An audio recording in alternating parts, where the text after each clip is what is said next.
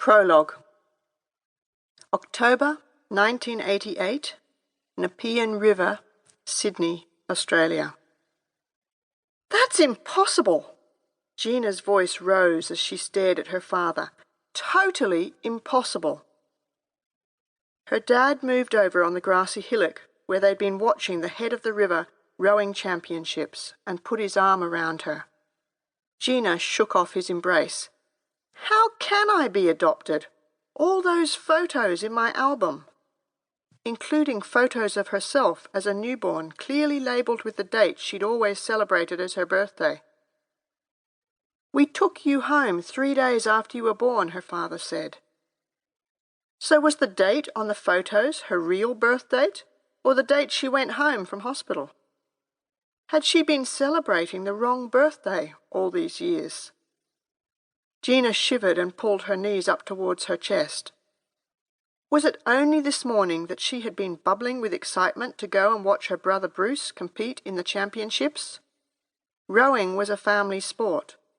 Dad had missed out on the Commonwealth Games due to illness, but he had always dreamed that one of his sons might make it. To give the boys the greatest possible chance, they'd been sent to board at a top private school. It cost a fortune, but Bruce's first 8s and 4s were the favourites for this year. Gina jerked her chin towards the boats. "What about Bruce? And Grant?" "No, they're not adopted."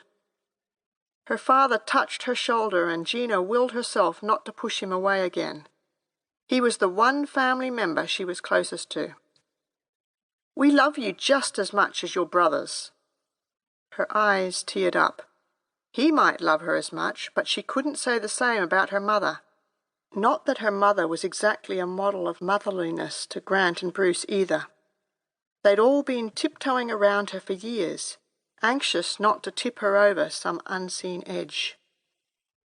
Gina took a deep breath and deliberately relaxed her tense shoulders. "I had no idea." Her voice shook. "We all seem to fit together. I even look like you." "I love it when people say you look like me," her father said. "You've made me proud every day of your life. We didn't think we'd ever have children, and then you came along." Up until that moment, she'd never suspected she didn't belong. Her chest ached as though the wind had been knocked out of her. "Why didn't you tell me earlier?" "It was tricky," he said. "I wanted to tell you when you were 18, but your mother objected." So he'd backed down. Protecting mother had become the family's preoccupation. None of them wanted to ever again experience years like those when Gina was in junior high school. Back then, she'd had to help her father do all the housework because her mother had retreated into her own world. Gina had buckled down and carried far more of a load than any teenager should have to. Her cheeks flushed with past embarrassment. She had never mentioned her mother in case people asked questions.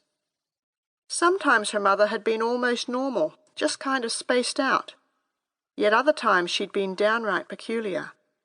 The problem was that Gina had never known at breakfast whether the day was going to be good or bad, and things often deteriorated rapidly. It had become easier to avoid inviting friends around altogether. And if Gina hadn't made that casual comment today about her disappointment with her own rowing form compared to her brother's, perhaps her father wouldn't have said anything. When had he intended telling her she was adopted? When she was about to get married? When she'd had a baby? When Mum died? In the rational part of Gina's brain, she understood there were problems with revealing the news at any time. But right now she wasn't feeling logical. Right now she was angry he'd left telling her until now, and she was disappointed that he had put her mother's needs ahead of hers, as usual. The rowers were now approaching the finish line. Gina couldn't see who was in the front, but it looked like a tight race. She got to her feet. Other groups scrambled up too, and tension crackled through the air. Would the favourites win, or would something unexpected happen?